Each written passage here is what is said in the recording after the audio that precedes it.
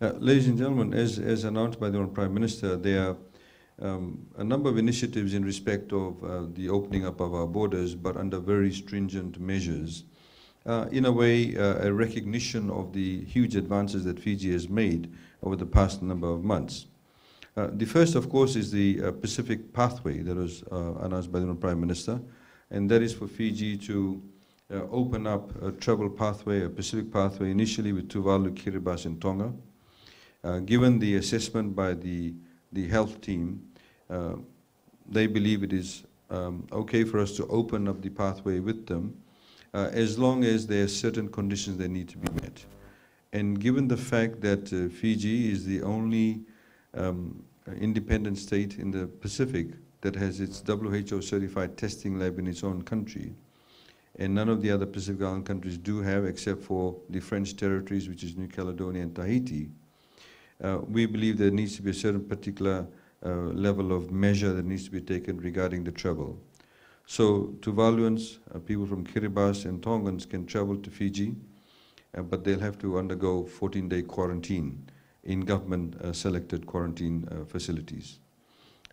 You'll see throughout the scheme, if you look at this framework, that'll be launched, of course, publicly, which is the Fijian COVID Safe Economic Recovery Framework, that we are giving people certain level of latitude in respect of, should they want to pay for it, that they can go to certain quarantine areas of their choice, subject to Ministry of Health and Medical Services giving the approval. So, of course, people coming from Tuvalu, Kiribati, and Tonga will have to pay for all of this, but they can travel to Fiji. And of course, please ask us questions if you have any questions subsequently. The other one, of course, is then what we call the blue lane, and as has been highlighted by the Honourable Prime Minister, that this is to allow yachts and super yachts on a case-by-case basis, where they need to essentially get themselves tested before they leave the port. And if they are 14 days at sea without having any intervention or stopping off in any country, or people getting on and off the vessel, in mid-sea, then they can come to Fiji. Then that 14 days will be treated as the quarantine period, and then undergo the Ministry of Health and Medical Services checks. And should they be negative as far as COVID-19 is concerned, then of course they can interact, with the general public and carry on with their business. The other, of course, is the Bulla bubble. As you know, that quite a lot has been talked about by Australia and New Zealand regarding the Trans-Tasman bubble. They have said that they will commence a Trans-Tasman bubble, which has not commenced as yet. And once that is done, then they will look at including countries from the Pacific. Given the risk assessments, and I'll get the good doctors to talk about this also, given the fact that the level of confidence that our health authorities have in the Australian-New Zealand health system, and the progress that they have made, and the tests that they've carried out per number of positive cases, we are in the same league as them. We believe that we can open up certain, what we call, vacation in paradise lanes, or VIP lanes, as has been named.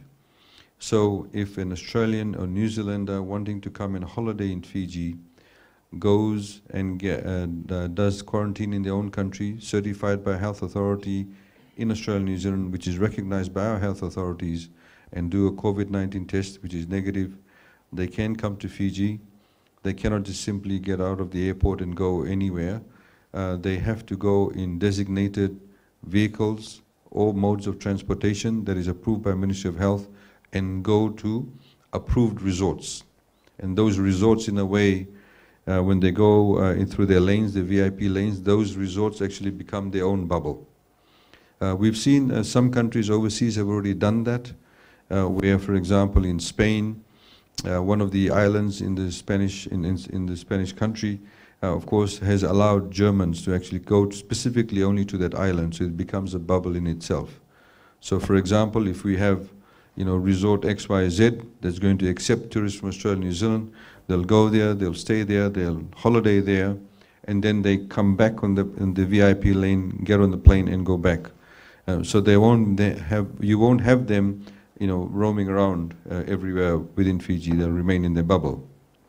The other, of course, is the uh, what we talked about, the COVID-contained countries.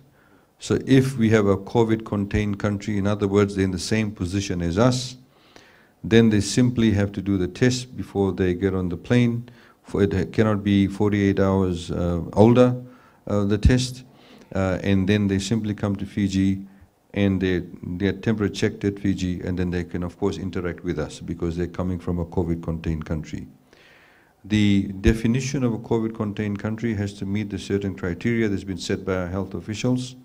In other words, they have to come from a country where the statistics have been made available. They have testing facilities, which gives a lot of confidence to our health authorities, so then we can accept them as COVID-contained countries. We have also, as announced by the Honourable Prime Minister, we have a number of Fijians, for example, who are in Australia and New Zealand, and who also are citizens of those countries or have gone to those countries, but actually are residents of Fiji or permit holders in Fiji. For example, you may have had people working in international agencies in Suva, and they went away overseas a few months back. They can now return. Again, they have to go through the same process as those who come under the Bula bubble. However, when they come to Fiji, they can actually go to their homes and be quarantined in their homes for 7 days. And once the Ministry of Health and Medical Services gives you the okay, and then of course you can interact with society in general. So those are the sort of key areas that we have identified, including, of course, as the Honourable Prime Minister highlighted, film production. There's a lot of earnestness and keenness of a lot of production houses that were in Fiji. They want to come back and recommence shooting or start the new series. As you know, film production throughout the world essentially stopped. So there is an appetite for people, or by people, for new entertainment. And production houses obviously want to recommence production. So we are again offering them the opportunity to do that. As highlighted by the Honourable Prime Minister, New Zealand, for example, has done that for the Avatar series. We similarly are able to do that also. We're offering that particular pathway for people who want to come and shoot movies. They'll have to again get tests done in the country of their origin. They need to then come to Fiji and undergo quarantine requirements. And of course, there's a particular level of flexibility. Should they, for example, go exclusively to one island where there is nobody else, or there's actual control of them intermingling with the locals, then Ministry of Health can also offer that. And of course, they'll have to pay for all of this. This includes the cost of, for example, our quarantine officials, which includes the RFMF. As you know, they've been doing a fantastic job. And in fact, it's quite important to note the number of countries are now following Fiji's lead, where they're now using their military personnel for quarantine purposes too, because in Fiji's worked really well, and of course because you require a disciplined force to be able to carry out a very disciplined situation, a disciplined environment. Again, we have that level of flexibility. The other announcement that the Honourable Prime Minister did make was also regarding high net worth individuals or companies that may want to come to Fiji for a specific period of time. Again, we have opportunities for them to be able to do so, and following again the lanes or the pathways that will be established by the Ministry of Health and Medical Services, working together with the committee of the Fiji COVID Safe Economic Recovery framework that's under that particular framework, the committee. We have a particular framework. This will be made available. It's a very detailed framework document. This will be made available on our website. People will be able to download this. They can print it. They can have it in their businesses and display it in various places. And also it sets out as a guideline, as to how they will operate their particular entity, their business, their school, their gyms, their restaurants, etc. Very much in detail. We are working, of course, very closely with Fiji Airways. As you know, Fiji Airways also, and in this framework, we have Fiji Airways that's also given its own guidelines as to what happens when people go and check in, what are the precautions they need to take, how they need to be cautious, and what will and how will the crew interact with them. So a lot of thought has gone into it, a lot of hard work has gone in the past couple of weeks in particular, regarding the pathways that we do want to open and enforce. The Bula Bubble is an initiative of the Fijian government, and we look forward, of course, to welcoming visitors to our shore under these conditions that have been laid out.